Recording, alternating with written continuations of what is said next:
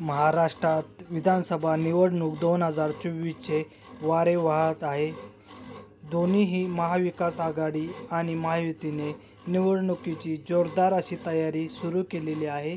जवळपास 50% उमेदवारांची नावे अंतिम टप्प्यात आलेली आहे. बाकी उमेदवारांची नावे 1 ते 1.5 महिन्यात जाहीर होणार आहे. या इलेक्शनमध्ये महायुती विरुद्ध महाविकास आघाडी अशी थेट लढत होणार आहे. काही अपक्ष जसे की मनसे, MIM हे बी या निवडणुकीत आपले नशीब आजमावणार आहेत. या निवडणुकीत एकूण 288 जागेवर निवडणूक होणार आहे आणि बहुमतासाठी 145 जागा लागणार आहे.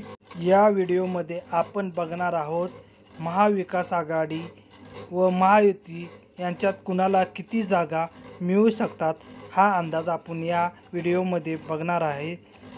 चला तर मग आपण व्हिडिओ सुरू करूया. आणि व्हिडिओ सुरू करण्यापूर्वी आपल्याला एक रिक्वेस्ट आहे, मला आपल्या सबस्क्राईबची खूप गरज आहे. चॅनेलला सबस्क्राईब करायला विसरू नका. लाईक करा, शेअर करा. जास्तीची बडबड न करता डायरेक्ट आपण जाऊया व्हिडिओमध्ये. महाराष्ट्र विधानसभा निवडणूक 2024 महाविकास आघाडी विरुद्ध महायुती. पहिला जिल्हा आहे अहमदनगर. अहमदनगरमध्ये एकूण 12 जागा आहेत. येथे महाविकास आघाडी 8 जागेंवर आघाडीवर आहे, तर महायुती 4 जागेंवर आघाडीवर आहे. दुसरा जिल्हा आहे सांगली. सांगलीमध्ये एकूण 8 विधानसभा मतदारसंघ आहेत. येथे महाविकास आघाडी 5 जागेंवर तर महायुती 3 जागेंवर आपले उमेदवार निवडून आणू शकते. पुढील मतदारसंघ आहे म्हणजे जिल्हा आहे सातारा. सातारामध्ये एकूण 8 विधानसभा मतदारसंघ आहेत. येथे महाविकास आघाडी 4 जागेंवर, महायुती 4 जागेंवर आपले उमेदवार निवडून आणू शकते. पुढचा जिल्हा आहे अकोला. अकोलामध्ये 5 विधानसभा मतदारसंघ आहेत. अकोलामध्ये महाविकास आघाडी 2 जागेंवर व महायुती 3 जागेंवर निवडून येताना दिसत आहे. पुढील जिल्हा आहे अमरावती. अमरावतीमध्ये एकूण 8 विधानसभा मतदारसंघ आहे. येथे महाविकास आघाडी 5 जागेंवर तर महायुती 3 जागेंवर आपले उमेदवार निवडून आणू शकते. पुढील जिल्हा आहे संभाजीनगर. संभाजीनगरमध्ये एकूण 9 विधानसभा मतदारसंघ आहे. येथे 6 विधानसभा मतदारसंघामध्ये महाविकास आघाडी निवडून येऊ शकते व 3 मतदारसंघामध्ये महायुती आपले उमेदवार निवडून येताना दिसत आहेत. पुढील मतदारसंघ आहे बीड. बीडमध्ये एकूण 6 विधानसभा मतदारसंघ आहे.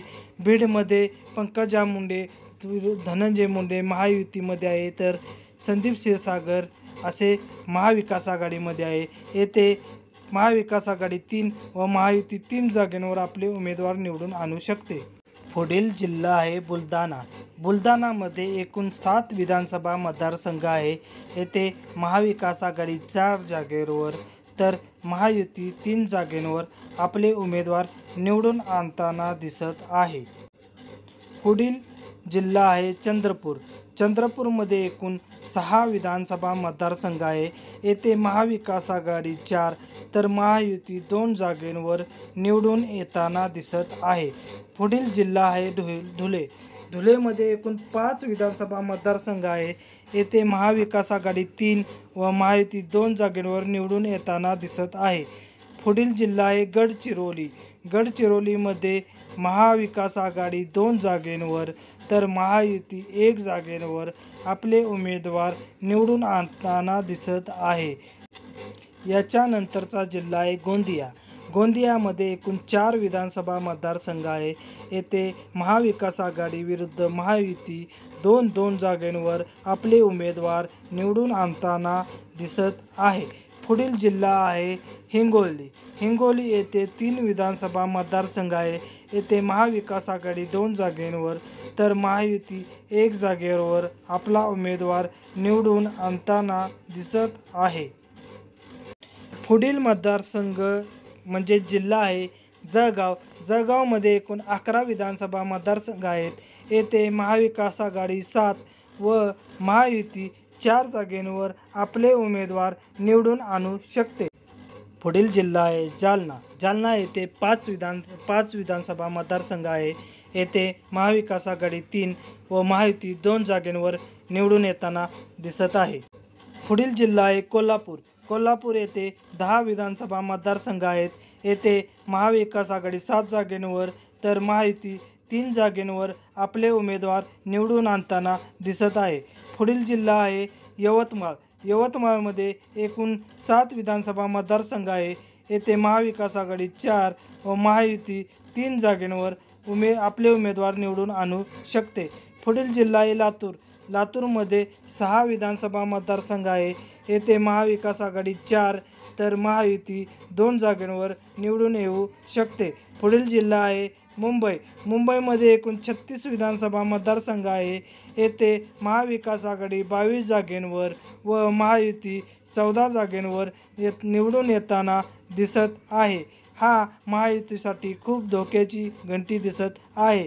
पुढील जिल्हा आहे नागपूर. नागपूरमध्ये 12 विधानसभा मतदारसंघ आहे. येथे बरोबरीचा सामना दिसून येत आहे. येथे महाविकास आघाडी 6 तर महायुती 6 जागांवर आपले उमेदवार निवडून आणताना दिसत आहे. पुढील जिल्हा आहे नांदेड. नांदेडमध्ये एकूण 9 विधानसभा मतदारसंघ आहे. येथे महाविकास आघाडी 5 जागांवर तर महायुती 4 जागांवर निवडून येऊ शकते. पुढील जिल्हा आहे नंदुरबार. नंदुरबारमध्ये एकूण 4 विधानसभा मतदारसंघ आहे. येथे महाविकास आघाडी 2 व महायुती 2 जागांवर निवडून येऊ शकते. पुढील जिल्हा आहे नाशिक. नाशिकमध्ये एकूण 15 विधानसभा मतदारसंघ आहे. येथे महाविकास आघाडी 8 आणि महायुती 7 जागांवर निवडून येऊ शकते. पुढील जिल्हा आहे धाराशिव. धाराशिवमध्ये 4 विधानसभा मतदारसंघ आहे. येथे महाविकास आघाडी 3 जागांवर व महायुती 1 जागेवर आपले उमेदवार निवडून आणू शकते. पुढील जिल्हा आहे परभणी. परभणी येथे 4 विधानसभा मतदारसंघ आहे. येथे सामना बराबरीचा दिसत आहे. येथे महायुती 2 व महाविकास आघाडी 2 जागांवर आपले उमेदवार निवडून आणू शकते. पुढील जिल्हा आहे रायगड. रायगडमध्ये एकूण 7 विधानसभा मतदारसंघ आहे. येथे महाविकास आघाडी 5 आणि महायुती 2 जागांवर निवडून येण्याची दाट शक्यता आहे. पुढील जिल्हा आहे पुणे. पुणेमध्ये एकूण 21 विधानसभा मतदारसंघ आहेत. पुणेमध्ये महाविकास आघाडी 15 आणि महायुती 6 जागांवर निवडून येऊ शकते. पुढील जिल्हा आहे रत्नागिरी.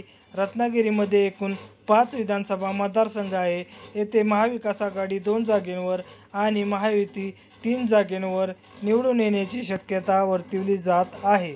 पुढील जिल्हा आहे सोलापूर. सोलापूरमध्ये एकूण 11 विधानसभा मतदारसंघ आहेत. येथे महाविकास आघाडी 7 जागांवर आघाडी घेऊ शकते व महायुती 4 जागांवर आपले उमेदवार निवडून आणू शकते. पुढील जिल्हा आहे सिंधुदुर्ग. सिंधुदुर्गमध्ये एकूण 3 विधानसभा मतदारसंघ आहे.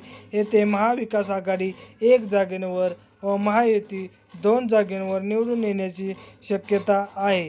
पुढील जिल्हा आहे वर्धा. वर्धा येथे एकूण 4 विधानसभा मतदारसंघ आहे. येथे सामना बरोबरीचा म्हणजे महाविकास आघाडी 2 आणि महायुती 2 जागांवर निवडून येऊ शकते. पुढील जिल्हा आहे ठाणे. ठाणेमध्ये एकूण 24 विधानसभा मतदारसंघ येतात.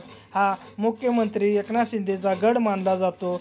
म्हणून येथे महाविकास आघाडीला 8 व महायुतीला 16 जागा पडण्याचा अंदाज व्यक्त होत आहे. पुढील जिल्हा आहे वाशिम.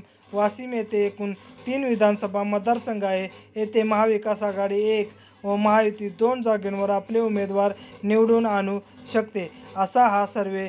फायनल आकडे काय दिसतात हे आपण बघूया. फायनल आकड्यामध्ये महाविकास आघाडीला 160 ते 66, महायुतीला 115 ते 122 आणि अपक्ष 4 जागांवर निवडून येऊ शकतो. तरी या निवडणुकीत महाविकास आघाडी सत्ता येईल असा अंदाज आहे. आपल्या अंदाजानुसार महाविकास आघाडी आणि महायुतीमध्ये कोणाला किती जागा मिळू शकतात याचा अंदाज कमेंट बॉक्समध्ये कमेंट करा आणि चॅनेलला सबस्क्राईब करा. जय महाराष्ट्र मित्रांनो.